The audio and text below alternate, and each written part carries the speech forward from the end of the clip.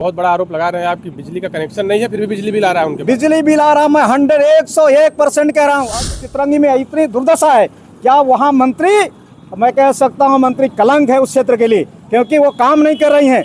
जनता का आवाज कोई उठाता है उसको जेल में भेजने का काम करते हैं। अभी तो बहुत सारे बातें मीडिया में आई हैं, अब देखें। कांग्रेस पार्टी के द्वारा 10 नवंबर को सिंगरौली कलेक्टर कार्यालय घेराव करने की तैयारी है। हमारे साथ बातचीत करने के लिए अशोक सिंह जी पैगाम है। क्या कुछ रणनीति है 10 तारीख को, क्यों आप लोग कलेक्टर का घेराव करने वाले हैं, क्या कुछ रहेगा? 10 तारीख को किसानों को मुद्दों को लेकर अभी तक जैसा कि माननीय कलेक्टर साहब ने एक आदेश किया है सर्वे के लिए किसानों को, जो क्षतिपूर्ति हुई किसान बेमौसम बरसात से, उसमें गति बहुत धीमी है।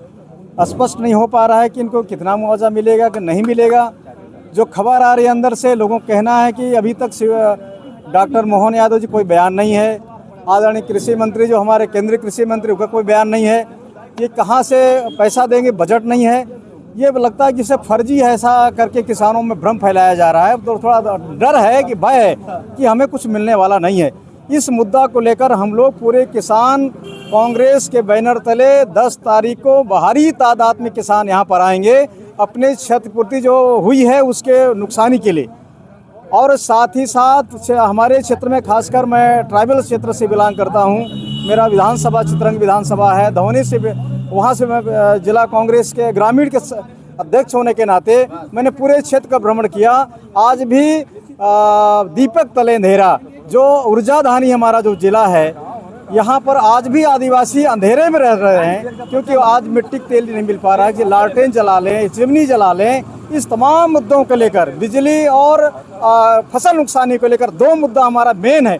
साथ ही वनाधिकार पट्टा आज कई वर्षों से चल रहा है। 2006 से 8 से लगातार जो कांग्रेस सरकार डॉक्टर मनमोहन सिंह साहब ने जो जंगलों में, पहाड़ों में रहने वाले आदिवासी लोग जो वंचित हैं, जिनको कभी पट्टा नहीं मिला था, उन्हें पट्टा देने का कानून बना था, लेकिन उस कानून को फाइलों तक सीमित है। इसको लेकर ग्रामीण क्षेत्र से भारी तादाद में यहाँ पर लोग आएंगे अपने हकों के लिए। इसलिए अगर यहाँ पर कोई अनहोनी घटना घटती है, कोई वारदात होती है, इसका पूरा श्रेय जिला प्रशासन को और डॉक्टर मोहन सरकार को होगी। एक बात और कह रहा हूँ कि जैसा अभी आप देखेंगे हमारे क्षेत्र से श्रीमती राधा सिंह जो राज्य मंत्री हैं, विधायक हैं चितरंगी से, एक भी बयान नहीं आया। किसी भी किसान के खेत में, मेड़ में आंसू पोंछने तक नहीं गए। कोई भी स्टेटमेंट, कोई भी बयान कि क्या होगा, क्या नहीं होगा, क्यों परेशान है किसान, क्या हो रहा है, क्यों बिजली नहीं है, पानी नहीं है, सड़क नहीं है। मैंने तो कल एक स्टेटमेंट दिया है कि स्कूलों में जो बिगड़े हुए हैंडपंप हैं सुधारे नहीं जा रहे हैं। विभाग कह रहा है कि हमारे पास पाइप खरीदने के पास पैसा नहीं है, जिनको ठेका दिया गया है आज तक उसका टेंडर नहीं हुआ। तो इस तरह से तमाम भ्रष्टाचार, इसको लेकर हम लोग घेरने। क्या कुछ रूपरेखा रहेगी जो 10 नवंबर को आपका कार्यक्रम है, क्या कुछ रूपरेखा रहेगी? हम गांव-गांव से लोगों से चर्चा कर रहे हैं, सारे किसानों से, सरपंच से, पंच, जनपद सदस्य जो कांग्रेस विचारधारा के लोग हैं, और ग्रामीण क्षेत्र से। इस बार तो किसान इतनी तादाद में यहाँ पर आएंगे, आपको देखिएगा किस हालत में लोग अपना अनाज लेके, धान का गट्ठा लेके यहाँ पर आएंगे। ये तैयारी है सारे। ट्रैक्टर लेके आएंगे, मोटरसाइकिल से आएंगे, पैदल आएंगे, जैसा भी होगा, क्योंकि ये करो या मरो जैसा स्थिति हो गया। क्योंकि मात्र इस बार खरीफ फसल में हमारे क्षेत्र में मक्का होता, मक्का भी गल गया, अरहर भी नहीं है, मसूर क्या उड़द भी नहीं है, तिली भी नहीं हुआ, मात्र धान का फसल था, और धान पूरी तरह से 100% बर्बाद हो गया। पटवारियों का कहना है, जो खबर है अंदर से, कि 40% से ऊपर नहीं लिखा जाएगा, जो सर्वे हो रहा है। मैं तो कलेक्टर साहब से कह रहा हूं कि जिनका 100% खराब हुई है, बर्बाद हुआ है, उनका 100% लिखा जाए। जिनका 70 है या 60 है, जो फसल खड़ा भी था, पानी में लेट गया है जमीन में, वो पूरा फसल उग आया है। मेरे गाड़ी में मैं रखा भी हूँ, 2-3 बंडल रखा हूँ, पन्नी में रखा हूँ, जैसे नहीं बोनी के लिए आदमी बोता है, उस तरह से जाम आया, धान हो गया। तो मैं उसको पूरा किसान लेके आएंगे। अच्छा, अभी आप बात कर रहे हैं घेराव की, आप चितरंगी विधानसभा क्षेत्र से आते हैं। कुछ लोग अभी हमसे मिले थे, वहाँ से आए थे आवेदन लेकर कलेक्टर ऑफिस में। उनके गांव में आज तक बिजली के खंभे नहीं पहुँचे। कुछ ग्राम आपके चितरंगी विधानसभा में ऐसे भी है, क्या कुछ कहेंगे इस विषय में? साहब, चितरंगी में कुछ गाँव नहीं, वहाँ लगभग मैं कहा सारे गांव, मैंने पूरे 100% आज तक नहीं, 50-60% के अलावा बिजली वहाँ पर नहीं है। जिस गांव में चले जाएं, मैं जहाँ पर बिलोंग करता हूँ, ग्राम पंचायत डाला में, बसनिया में, पिड़रिया में, कतिरहार, सिधार, जो मेरा जिला पंचायत क्षेत्र है, एक भी जो 29 ग्राम पंचायतें हैं, 29 ग्राम पंचायतों में कहीं भी बिजली पूर्ण रूप से नहीं है। आज भी लोग वहाँ पर अंधेरे में रह रहे हैं। अगर कहीं बिजली लगा है तो ट्रांसफार्मर साल 2-2 साल से जला हुआ है। मेरे ग्राम पंचायत डाला में 2 साल से बैया बस्ती में जला हुआ ट्रांसफार्मर मैं कई बार डी को कहा, जिला पंचायत के सभागार में कहा, अभी जो हमारे एसी साहब आए विके साहब उनको भी मैंने कहा। किसको कहें, सारे लोग कहने के बाद भी आज तक ट्रांसफार्मर नहीं लग पाया है। जो बैया बस्ती के लिए जो जर्मन योजना है, सरकार कह रही है कि बैया, जहाँ हमारे बैया भाई रहते हैं, जहाँ पर अति पिछड़ी जनजाति बैया परिवार के लोग, उनके घरों में बिजली होगा, पानी होगा, सड़क होगा, मोबाइल का टावर होगा, लेकिन आप देख सकते हैं जाके मौके पर पीने के पानी नहीं है। बाकी तो प्रकाश की दूर बात करिए। चितरंगी विधानसभा से मंत्री जी हैं राधा सिंह जी, क्या कुछ कहेंगे उनके लिए? मंत्री जी को खबर नहीं है, वो तो सत्ता में मदमस्त हैं। मंत्री जी का भी वही मैंने कहा कि आज तक किसानों के खेत में नहीं गई। मंत्री जी को गांव का अभी मजरे टोले का नाम भी पता नहीं है। वो तो कृपा पात्र बाबूजी की कृपा रहा, पार्टी का मोदी जी का अभियान चल रहा है, या कहिए तो बन गई मंत्री हो गया।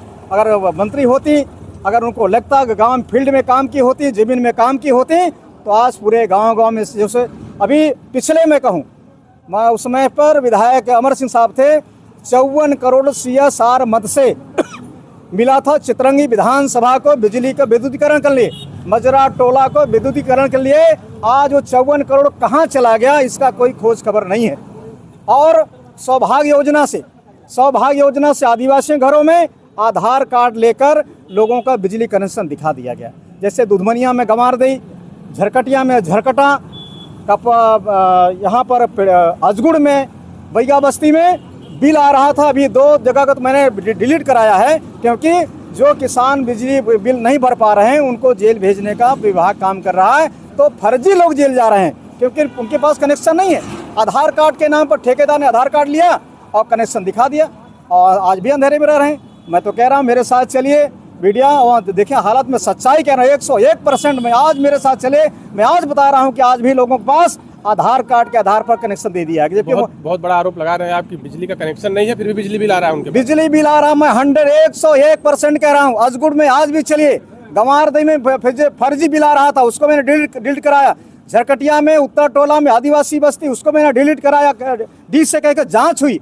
आज भी चलें, झरकटा में 15 साल से लगभग ट्रांसफार्मर लगाए सौभाग्य योजना से, उसके कनेक्शन नहीं दिए गए। ऐसा कई जगह है। उसी तरह अजगुड़ में एक टोला है, उसका नाम अभी याद नहीं आ रहा है, वहाँ पर चलिए, वो वहाँ पर खम्भे लगे हैं, बिजली के तार नहीं है। ये स्थिति है चितरंगी विधानसभा में। चले जाए सिधार में लगभग 15-20 साल से खम्भे गड़े हैं, उसमें तार नहीं है। अभी जो 54 करोड़ राशि मिली है, कहीं पर ठेकेदार ने खम्भा डंप है। मेरे भी गांव में ग्राम पंचायत डाला में आप चल के देखें, वहाँ पर 2 साल से खम्भा डंप है, लेकिन खम्भा गाड़ा नहीं गया है। अगर कहीं पर खम्भा गाड़ा गया उसमें तार नहीं है, अगर तार है तो उसको कनेक्शन नहीं दिया गया है, फर्जी बिल आ रहा है। ये मैं 101% कह रहा हूँ। मेरी बात अगर सत्य हो, मुझे 100 जूता मारेंगे, अशोक सिंह पैगाम सहने के लिए तैयार है। जो सजा मिले फांसी में तैयार हूँ। मैं इसको 100% कह रहा हूँ। चितरंगी में इतनी दुर्दशा है, क्या वहाँ मंत्री, मैं कह सकता हूँ मंत्री कलंक है उस क्षेत्र के लिए, क्योंकि वो काम नहीं कर रही हैं। जनता का आवाज को उठाता है उसको जेल में भेजने का काम करते हैं। अभी तो बहुत सारे बातें मीडिया में आई हैं। तो हमारे साथ बातचीत करने के लिए अशोक सिंह पैगाम जी थे। इनका 10 नवंबर को कलेक्टर ऑफिस घेरने का पूरा प्लान है। अब देखते हैं कि 10 तारीख को क्या कुछ होने वाला है। बताया जा रहा है, जैसा अशोक सिंह जी ने हमको बताया, कि हजारों की संख्या में किसान आएंगे, हल लेकर के आएंगे, लाठी डंडे लेकर के आएंगे, धान की बालियाँ लेकर के आएंगे। इंतजार रहेगा 10 नवंबर को। बहुत बहुत धन्यवाद अशोक सिंह जी।